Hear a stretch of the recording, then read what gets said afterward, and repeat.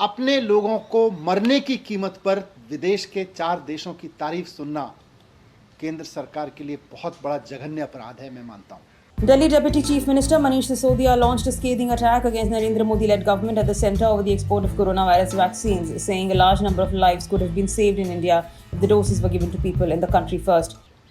मार्च से लेके जब से कोरोना की दूसरी वेव पूरे देश में आई है, मार्च से लेके और अब तक पूरे देश में, हमारे देश में 1 लाख मृत्यु हो चुकी है। 1 लाख लोग कोरोना का शिकार हो चुके हैं और हम 6.5 करोड़ अपने देश की बनाई हुई वैक्सीन, जो इन लोगों को लग सकती थी, इनमें से कई लोगों की जान बच सकती थी, हम इस वैक्सीन को विदेशों में भेज रहे हैं।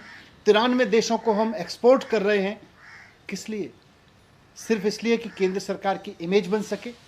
अपने लोगों को मरने की कीमत पर विदेश के 4 देशों की तारीफ सुनना केंद्र सरकार के लिए बहुत बड़ा जघन्य अपराध है, मैं मानता हूं। Citing a newspaper report, Sisodia said the centre sold coronavirus vaccines to 93 countries, of which 60% had COVID-19 under control, and also where there was no threat of loss of life due to the virus.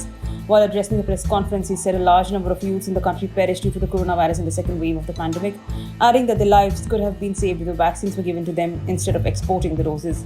अपने देश की बनी हुई 2 vaccine होने के बावजूद हम इस वेव में अपने लोगों को नहीं बचा पा रहे, तो इसका एक बहुत बड़ा फैक्ट आज इंडियन एक्सप्रेस की एक रिपोर्ट में सामने आया है। मीडिया रिपोर्ट्स, इंडियन एक्सप्रेस की वो रिपोर्ट कहती है कि जिस समय पूरे देश में लोग बीमार हो रहे थे, हॉस्पिटल्स के लिए जूझ रहे थे, मर रहे थे, शायद ही देश का कोई घर ऐसा बचा होगा जहां खुद अपने घर में या उनके आसपास के घर में कोई व्यक्ति बीमार ना पड़ा हो, बेड ना ढूंढ रहा हो, या हॉस्पिटल में ना तड़प रहा हो, या मर ना गया हो।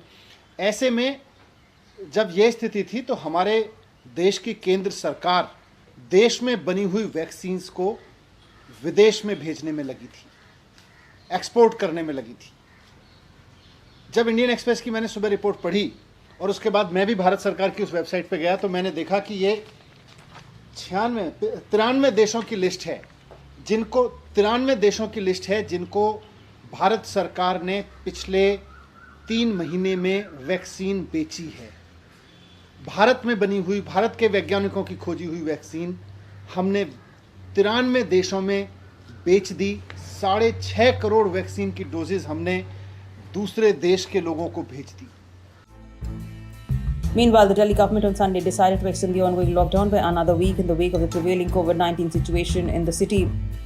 The restrictions will be in place till May 17. During this period, metro services will also be suspended.